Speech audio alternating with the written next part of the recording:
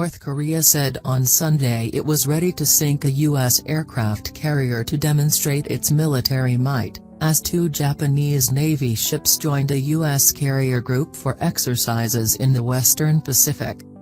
U.S. President Donald Trump ordered the USS Carl Vinson carrier strike group to sail to waters off the Korean peninsula in response to rising tension over the North's nuclear and missile tests, and its threats to attack the United States and its Asian allies. The United States has not specified where the carrier strike group is as it approaches the area. U.S. Vice President Mike Pence said on Saturday it would arrive within days but gave no other details. North Korea remained defiant. "Our revolutionary forces are combat-ready to sink a U.S. nuclear-powered aircraft carrier with a single strike," the Rodong Sinmun, the newspaper of the North's ruling Workers' Party, said in a commentary. The paper likened the aircraft carrier to a gross animal and said a strike on it would be an actual example to show our military's force.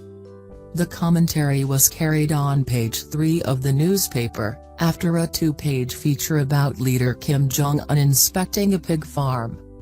North Korea will mark the 85th anniversary of the foundation of its Korean People's Army on Tuesday.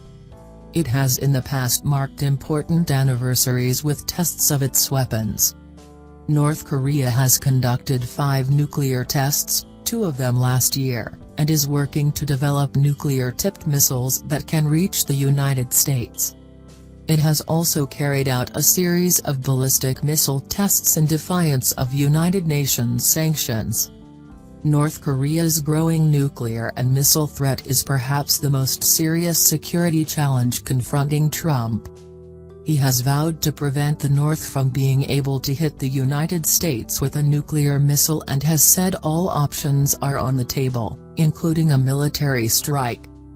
North Korea says its nuclear program is for self-defense and has warned the United States of a nuclear attack in response to any aggression. It has also threatened to lay waste to South Korea and Japan. U.S. Defense Secretary Jim Mattis said on Friday North Korea's recent statements were provocative but had proven to be hollow in the past and should not be trusted. "We've all come to hear their words repeatedly, their word has not proven honest," Mattis told a news conference in Tel Aviv, before the latest threat to the aircraft carrier. Japan's show of naval force reflects growing concern that North Korea could strike it with nuclear or chemical warheads. Some Japanese ruling party lawmakers are urging Prime Minister Shinzo Abe to acquire strike weapons that could hit North Korean missile forces before any imminent attack. Japan's navy, which is mostly a destroyer fleet, is the second largest in Asia after China's. The 2 Japanese warships, the Same-Adair and Ashigara, left western Japan on Friday to join the Carl Vinson and will practice a variety of tactics with the U.S. strike group, the Japan Maritime Self-Defense Force said in a statement. The Japanese force did not specify where the exercises were taking place, but by Sunday the destroyers could have reached an area 2,500 kilometers. 1,500 miles, south of Japan, which would be waters east of the Philippines. From there, it could take 3 days to reach waters off the Korean peninsula. Japan's ships would accompany the Carl Vinson north at least into the East China Sea, a source with knowledge of the plan said.